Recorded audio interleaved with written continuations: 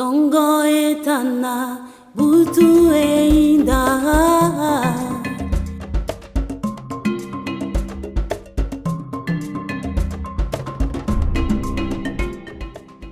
Many have viewed it as an ethical terminology that should not be mentioned in the society today. Whoever is seen is considered an outcast. However, it is never breaking news here in Kenya and Africa when the term LGBTQ hits the headlines. LGBTQ includes people who identify themselves as lesbian, gay, bisexual, and other sexual identities. Statistics show that Kisumu County is leading with a high number of gay people, which has led to the formation of Men Against AIDS youth group, which grounds its work within the Nothing for Us Without Us framework. In February 24, 2023, the Supreme Court of Kenya ruled, and I quote, "It will be unconstitutional to limit the right to associate through denial of registration of an association purely based on sexual orientation of the applicant."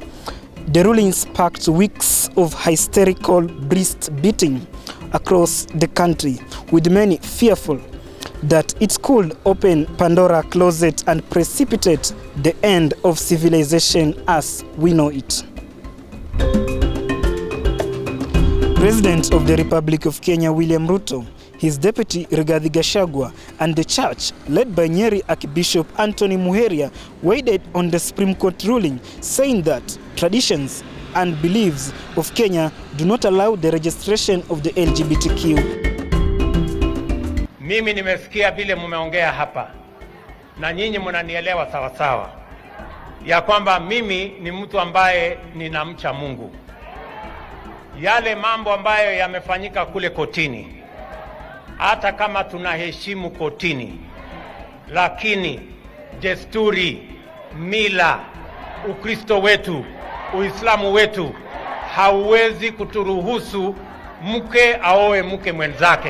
Wale wanapitisha hiyo maneno na hatuna ubaya na kotini. Sasa mama akioa mama mwingine wataambiana nini? Mama mtaambiana nini? Hiyo maneno hatutaki. Hiyo ni mambo ya kishetani. Basically what that means is that perhaps it will be also a way for them and us to address them, to work with them as human persons, because we welcome them into our society. They are brothers and sisters with certain inclinations. Some of them, and I would say most of them, without any part on their part that has made them be that way. However, the actions of homosexuality can never be acceptable. As criticism from the church and the executive continues, human rights activists are defending the LGBTQ plus members' right to association. This is according to Chapter 4 of the Constitution of Kenya, which talks about the Bill of Rights.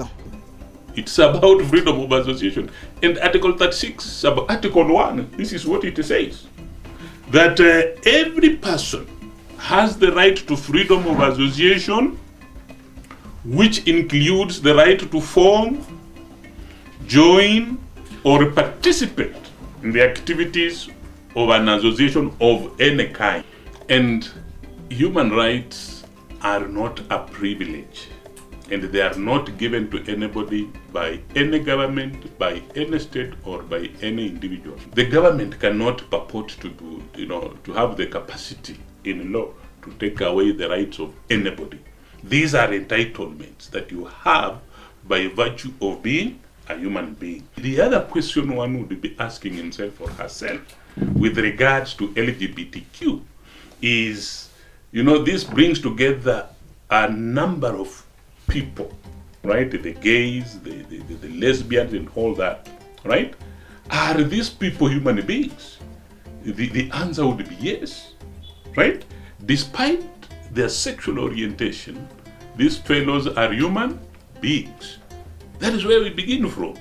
And therefore, they are entitled to the rights and freedoms that are provided for in many international treaties, many conventions, the Kenyan Constitution, and any other law that protects their rights. And therefore, my only thinking as a human rights advocate is that we have a duty to respect the law, to respect that they also have human rights, and be very objective in the way we handle this particular group. As far as the ruling and what I hear is concerned, I support that 100%. Why?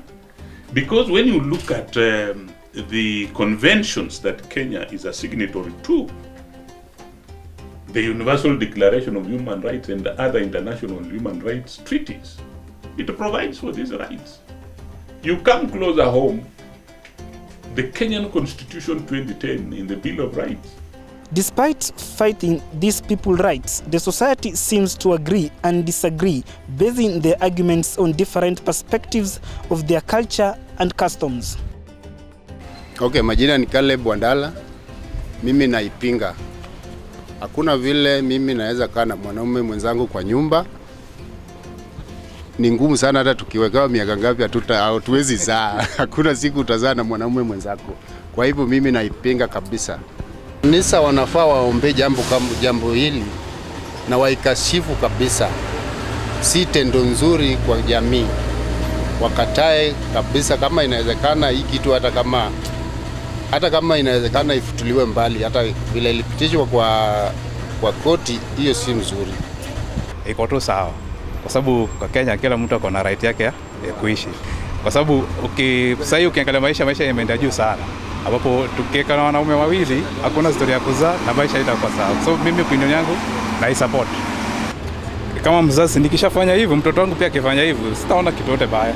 Kwa sababu mimi mwenyewe nitakuwa kama role model wake. Sasa itabidi nifuate tu hivyo. My name is Emmanuel Mutimba. I'm a student of Maseno University. I'm a second year.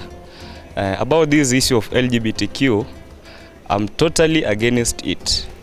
Because why should someone be a gay? Why should someone be a lesbian? This is not our culture. We are Africans and we grew up knowing that it's only a man and a woman who are supposed to engage into a relationship and nothing else. This is something that has been brought by the Western people trying to influence Africans to fall into the trap. I'm Mambiri Paul. I'm a researcher, mainly based on my research and me being human.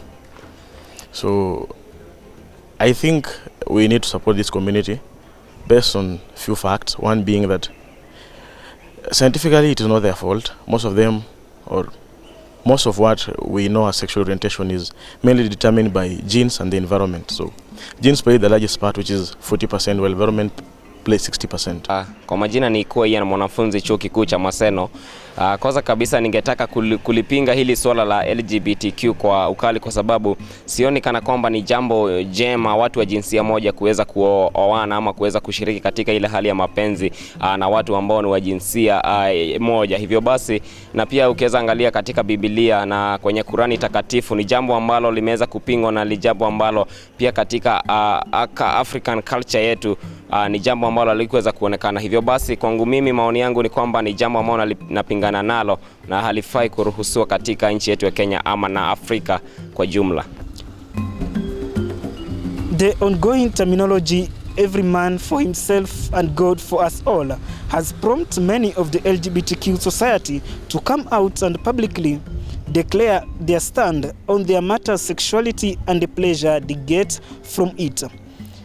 In Kisumu County, we met one of the members who is a lesbian, and we shall call her Kamala Grace to conceal her identity. When I was in high school, I was in a relationship and I got heartbroken so bad. So when I went back to school, kulikuwa na fun kids and stuff. I was not a fan of talking to boys. It wasn't something that was easy for me. And when I saw them, mostly I got disgusted because I gave my everything and I wasn't expecting what I got back. So when I went back to school, most of my friends were lesbians. So I needed someone to be close to. So I opened up to them, I shared with them. And most of the girls unasikia wakikwambia stories, a guy did me this, a guy did me that. So that fear of what about if it happens to me? So venye nilipata friends who are close to me, I shared with them, they became close. Unajua high school wanasemanga footballers are lesbians, most of them, or some people in different games, but in our school it was mostly footballers. Na hao ndo kwa mabeshti zangu. So with time I got someone who was close to me, and then akaniingiza tu hivyo pole pole. You see, some of the challenges are like discriminations, rejections, and then such things lower our self-esteem. Venye nilikuja huku, I met a friend, I shared with her, akashare na watu wengine. And then sasa unasikia ukitembea, people are like, she's a lesbian. People run away from you. It's only a few who will understand you and be close to you. Hata saizi it's difficult for me to share with my parents because I don't know how they will take me. And parents, you see, they want you one day to get married, they want kids, and your female lover haizi nipea kids. Hata ukienda church, unaona venye they handle that situation. Like recently, even in the nation, the way they handle this case is different. It's like it's a big mistake. Everyone commits sin, and this is not a sin. This is just how we feel. So I feel the society should treat us normally. The government should protect us because the discrimination in social media, the cyberbullying, it's so hard on us. But it's up to you to stand to yourself, to be proud of what you are. If you're not proud of what you are, people will discriminate you. Just find the right people, the right circle, communicate with the people that you feel embraces you for who you are, but follow your heart.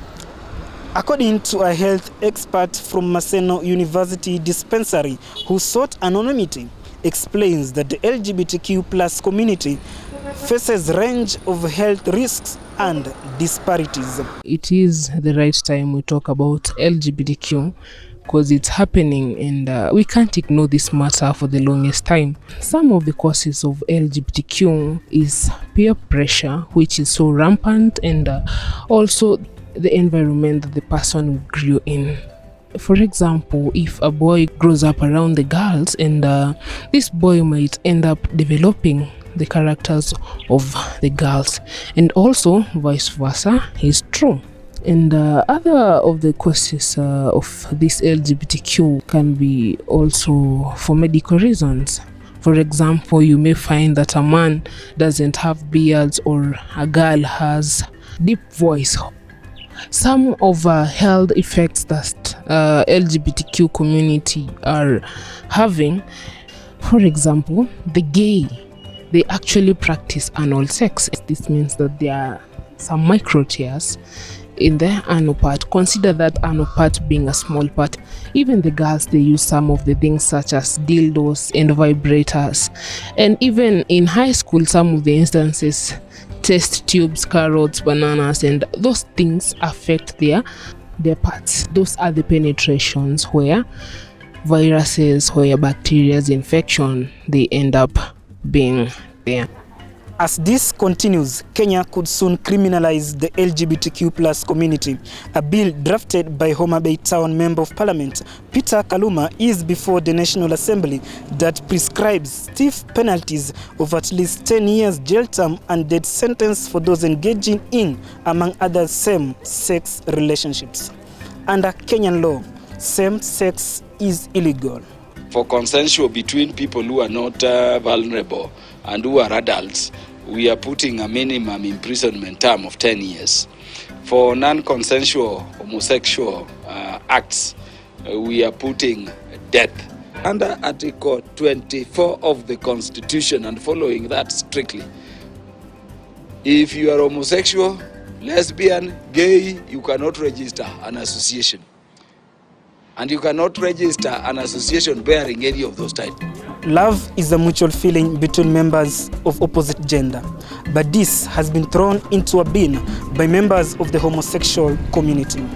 Nonetheless, the big question is, should we allow LGBTQ community in our society as a mode of living? My name is Mwakoma Gabriela.